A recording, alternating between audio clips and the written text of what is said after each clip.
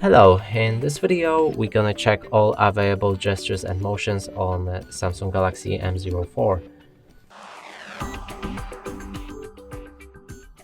And to do this, let's open our settings. Here, go for the advanced features, and now reveal the motions and gestures. Now let's check how they work.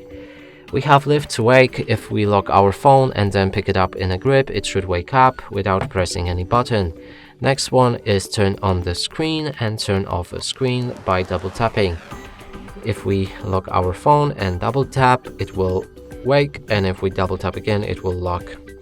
Next feature is alert when phone is picked up. If you receive any calls or messages and you miss them, next time you pick up your phone, it will vibrate. Turn over to mute. If you place your phone upside down, it will mute all incoming calls.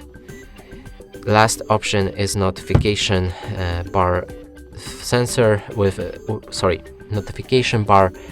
Scroll down using fingerprint sensor. If you enable it, you can scroll down notification bar by sliding your finger on your fingerprint sensor.